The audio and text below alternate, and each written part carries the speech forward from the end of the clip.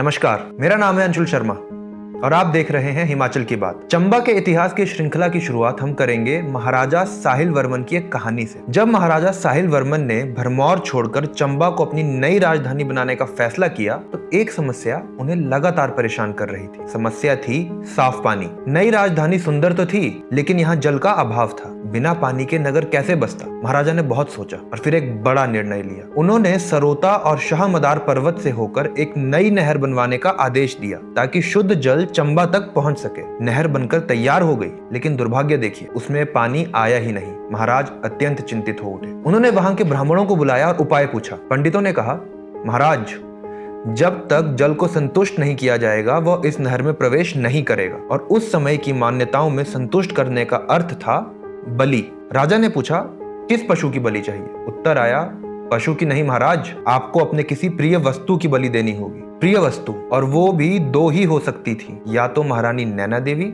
या फिर उनका पुत्र। महाराजा असमंजस में पड़ गए, लेकिन तभी महाराना नैना देवी स्वयं आगे आईं। उन्होंने कहा, प्रजा के कल्याण के लिए यदि मेरा जीवन ही समाधान है तो मैं तैयार हूँ। राजा ने पहले खूब मना किया, बार बार मना किया, लेकिन रानी के आग्रह और राज्य के भविष्य के सामने उन्हें झुकना पड़ा। बलिदान का दिन आया। नियत समय पर महारानी अपने सेवकों के साथ पर्वत की ओर चली। वहां एक गड्ढा खोदा गया और महारानी ने जीवित ही उसमें प्रवेश किया। मिट्टी डाली गई। कहते हैं जैसे ही महारानी धरती के भीतर गईं, नहर में पानी बहने लगा। महाराज साहिल वर्मन ने उसी स्थान पर अपनी प्रिय रानी की स्मृति में एक मंदिर बनवाया और तभी से वहां एक मेला लगने लगा, जिसे आज हम सूही मेला के नाम से जानते हैं। अब इस कहानी में थोड़ा पीछे चलते हैं। पिछली वीडियो में हमारी कहानी सुवर्ण वर्मा तक पहुंची थी। उनके बाद भरमौर के राजा बने लक्ष्मी वर्मन। उनके शासन काल में भरमौर में एक भीषण महामारी फैल गई, जिसमें असंख्य लोगों की मृत्यु हो गई। इसी दुर्बल स्थिति का लाभ उठाकर कीर नामक एक जाति ने भरमौर पर आक्रमण कर दिया और राजा लक्ष्मी वर्मन की हत्या कर दी। इसके बाद कुछ समय तक भरमौर इन्हीं आक्रांताओं के अधीन रहा। इतिहासकारों का मानना है कि यह कीर जाति तिब्बती मूल की थी, जिनके शिलालेख आज भी चंबा के आसपास पाए जाते हैं। लक्ष्मी वर्मन की कोई संतान नहीं थी, लेकिन उनकी मृत्यु के समय उनकी एक रानी गर्भवती थी। राजा की हत्या के बाद कीर आक्रांताओं ने रानी को खोजने का प्रयास किया, लेकिन वह अपने वजीर और पुरोहित के साथ कांगड़ा की ओर निकल चुकी थी। यात्रा के दौरान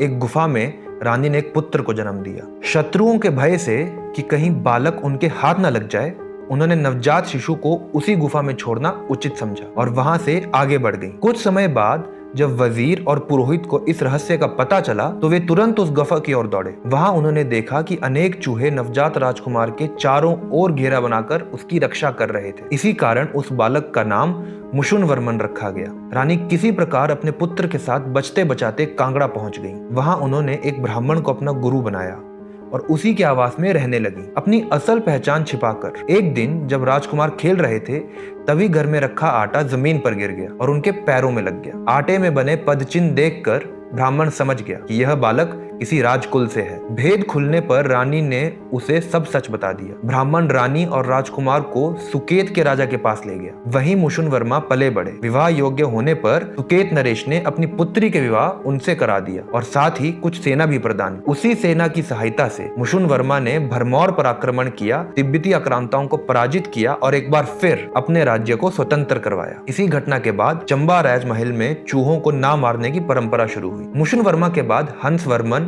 सर वर्मन, सेन वर्मन और सज्जन वर्मन भरमौर के राजा बने, लेकिन इनके शासन काल के बारे में कोई विशेष जानकारी उपलब्ध नहीं है। लगभग 920 ईस्वी में भरमौर की गद्दी पर आए महाराज साहिल वर्मन। वे प्राचीन चंबा के सबसे प्रसिद्ध शासक माने जाते हैं। उनके राजा बनने पर 84 योगी भरमौर आए और उन्होंने राजा को आशीर्वाद दिया कि उन्हें 10 पुत्रों की प्राप्ति होगी। महाराज के आग्रह पर ये योगी भरमौर में ही निवास करने लगे। कुछ समय बाद राजा को 10 पुत्र और एक पुत्री की प्राप्ति हुई, जिसका नाम चंपावती रखा गया। इन योगियों में सबसे प्रमुख थे योगी चरपटनाथ, जो महाराजा के गुरु बने और हर महत्वपूर्ण निर्णय में महाराजा उनसे परामर्श लेते थे। साहिल वर्मन ने अपनी सेना के बल पर राज्य की सीमाओं का विस्तार किया और पूरी रावी घाटी के छोटे बड़े राजाओं को अपने अधीन कर लिया। आज का चंबा भी उस समय किसी अन्य सामंत के अधिकार में था, जिसे पराजित कर महाराजा ने अपने राज्य में मिला लिया। यह स्थान अत्यंत सुंदर था। राजकुमारी चंपावती ने महाराजा से अनुरोध किया कि यहाँ एक नए नगर की स्थापना की जाए और उसे हमारी नई राजधानी बनाई जाए। महाराज को यह प्रस्ताव अच्छा लगा, किंतु यह भूमि पहले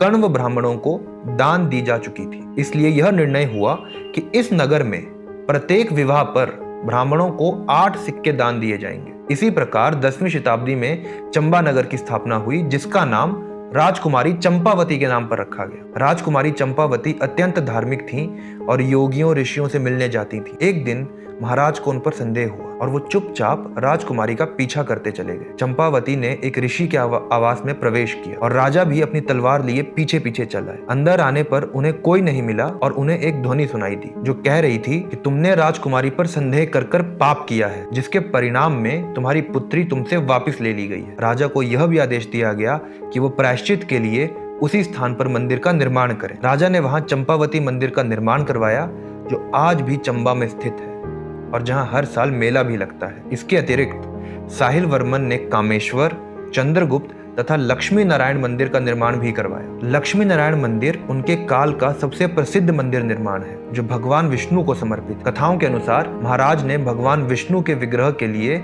संगमरमर लाने हेतु अपने पुत्रों को विंध्या पर्वत की ओर भेजा, लेकिन लौटते समय लुटेरों ने उन पर आक्रमण कर सभी पुत्रों की हत्या कर दी। इसके बाद उनके बड़े पुत्र युगकर वर्मन ने लुटेरों को पराजित किया और तब जाकर लक्ष्मी नारायण मंदिर का निर्माण पूर्ण हो सका। महाराज साहिल वर्मन ने संपूर्ण रावी घाटी को अपने अधिकार में लेने के बाद भी राज्य का विस्तार जारी रखा। उन्होंने कांगड़ा की ओर भी सीमाएं बढ़ाईं और कुल्लू से युद्ध किया। उनके शासनकाल में कीर जाति ने पुनः आक्रमण किया, किंतु साहिल वर्मन ने उन्हें पराजित कर दिया। एक ताम्रशिला लेख में यह भी उल्लेख मिलता है कि महाराज साहिल वर्मन ने तुरुक्षों की एक बड़ी सेना को ध्वस्त किया था। यहाँ तुरुक्ष शब्द का अर्थ मुसलमानों से है। उस समय भारत की पश्चिमी सीमाओं पर मुस्लिम आक्रमण बढ़ रहे थे। हिंदू शाही साम्राज्य काबुल से हटकर हुंड को अपनी राजधानी बना चुका था और उसने कश्मीर तथा पर्वतीय हिंदू राज्यों से सहायता मांगी थी। यह संभव है कि इन्हीं संघर्षों में साहिल वर्मन का सामना तुरुक्ष सेनाओं से हुआ। एक सफल शासन काल के बाद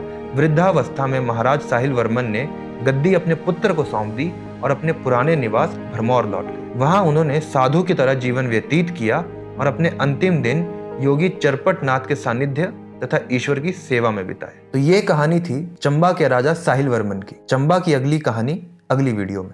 धन्यवाद।